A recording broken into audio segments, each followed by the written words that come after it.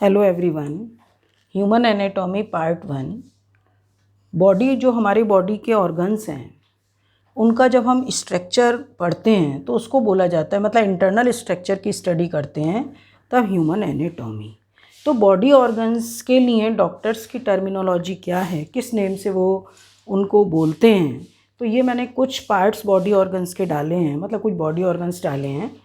तो इसमें आज सबसे पहले मैं आपको कहना चाहूँगी 1 जुलाई हैप्पी डॉक्टर्स डे।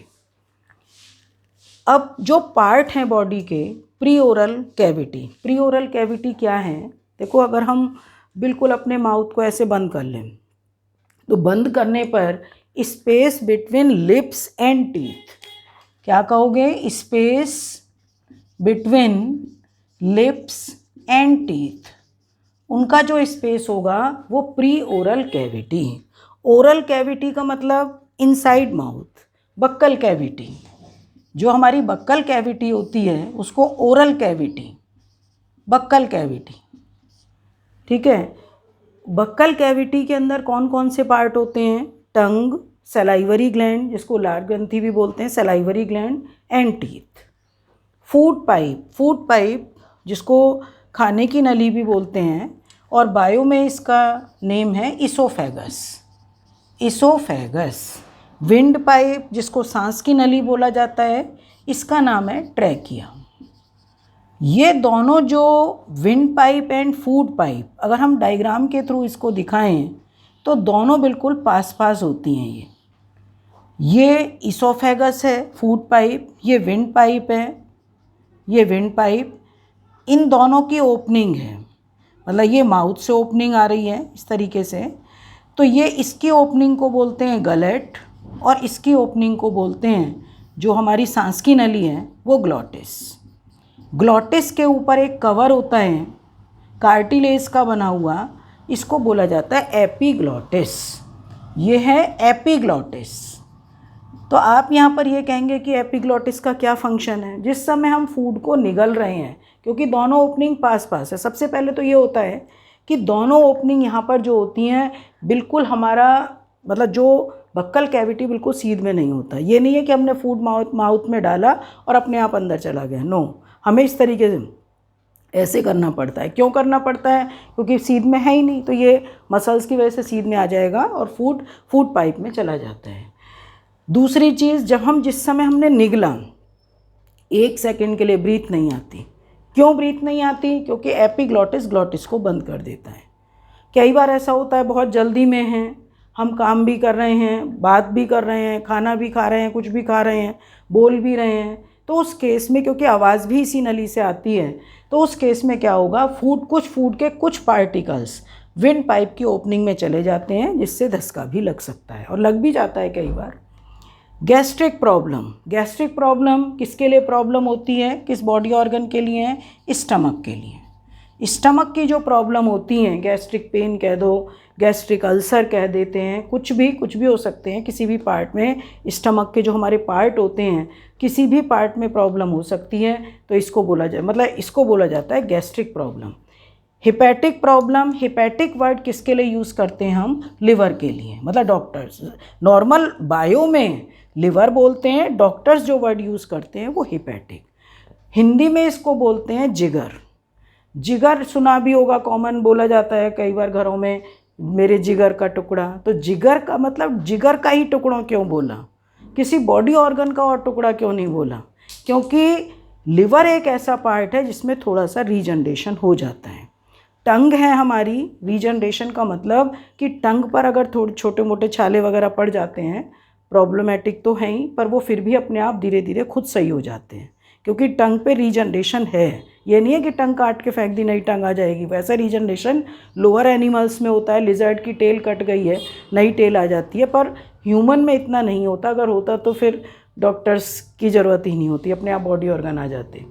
ठीक है, वो चीज़ नहीं है, पर इसलिए बोला जाता है कि लिवर का, अगर मान लिया किसी को लिवर की बहुत ज़्यादा प्रॉब्लम है, बिल्कुल लिवर डैमेज हो चुका है, उस केस में हेल्दी, उसी फैमिली के किसी हेल्दी पर्सन का, तो लिवर का थोड़ा सा पार्ट, मतलब खुद फैमिली मेम्बर भी कह दो, तो बच्चे के अंदर या किसी के अंदर भी लगाया जा सकता है, ट्रांसप्लांट कर सकते हैं, और कुछ टाइम के बाद दोनों के ही वो फंक्शनल, मतलब जिन्होंने दिया है दोनों को हॉस्पिटलाइज रहना पड़ेगा और दोनों का ही वो फंक्शन करने लगते हैं। जिसको पार्ट दिया है वो भी फंक्शन करने लगता है, तो इसलिए इसको बोला जाता है जिगर।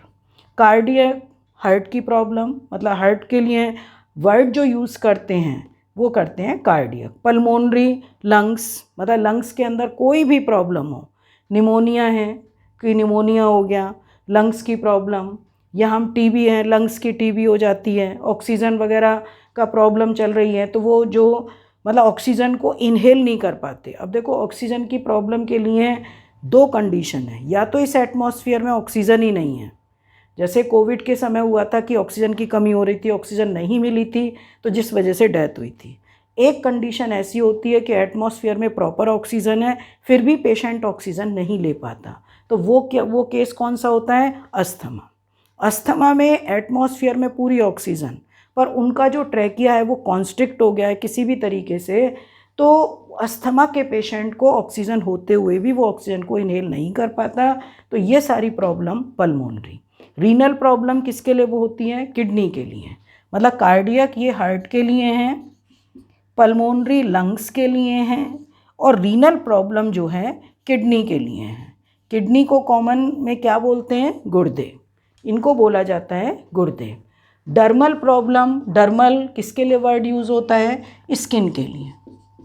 और स्किन हमारी लार्जेस्ट सेंस ऑर्गन है, जो एक्सटर्नल सेंस ऑर्गन 5 होते हैं, eye, ear, nose, tongue and skin. तो largest sense organ, external sense organ skin. Spleen, spleen का नाम शायद सबने सुना हो, हिंदी में इसको प्लीहा भी बोलते हैं। ये स्टमक के बैक में, स्टमक को पलटते हैं तो बैक में डार्क रेड, मतलब बिल्कुल डार्क रेड, ये डार्क रेड ग्लैंड होती है, रेटिकुलो एंडोथीलियल ग्लैंड होती है ये, इसको बोला जाता है स्प्लीन। स्प्लीन का बहुत इम्पोर्टेंट काम है कि डेली में आरबीसीज 50 से 55 लाख आरबीसीज ह्यूमन बॉडी में है पर क्यूबिक एमएम ऑफ ब्लड, और लाखों में, क्योंकि इनकी लाइफ स्पैन 120 डेज़ है, हर डे लाखों में डेथ हो रही है। तो डेथ के बाद ये सीधे कहाँ पहुँचती है, मतलब डेथ को कहाँ पहुँचाया जाता है ब्लड के थ्रू? स्प्लीन में। इसलिए स्प्लीन को ग्रेवयार्ड्स ऑफ आरबीसीज भी बोलते हैं।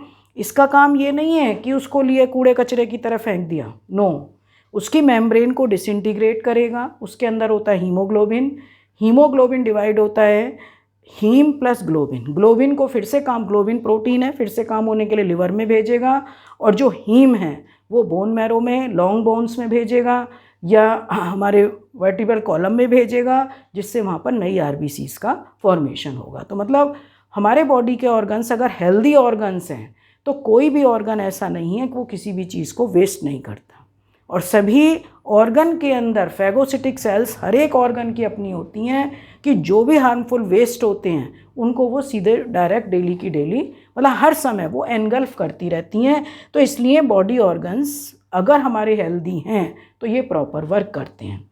इंटेस्टाइन, ये आंतों को बोलते हैं। आंतें जो हैं जैसे स्मॉल इंटेस्टाइन, लार्ज इंटेस्टाइन। अब मान लिया कोलिक पेन है, तो कोलिक पेन किसको बोला जाता है? लार्ज इंटेस्टाइन के कोलन पोर्शन में। कोलिक अल्सर्स बहुत हो जाते हैं, या कई बार ऐसा होता है कि बहुत ज़्यादा डायरिया है, उल्टी दस्त वगैरह हो जाते हैं, तो ये कॉलरा के केस में भी होते हैं, और अमीबियासिस के, जो पेचिश बोला जाता है, उस केस में भी होते हैं। तो वो कोलिक का ही इन्फेक्शन होता है लार्ज इंटेस्टाइन का। और स्मॉल इंटेस्टाइन जो है वो मेन फूड को डाइजेस्ट करने का पार्ट, मेन क्या मतलब सारा कुछ यहीं होता है स्मॉल इंटेस्टाइन में, लार्ज में नहीं होता। स्मॉल इंटेस्टाइन में हमारे फूड का सारा एब्जॉर्प्शन स्मॉल में ही हो जाता है। ओके, तो आज बेसिक है बिल्कुल, जो कि कोई भी स्ट्रीम का बच्चा होगा, डॉक्टर्स के पास तो सभी जाते हैं, तो सबको ये चीज़ें पता होनी चाहिए। Okay, thank you.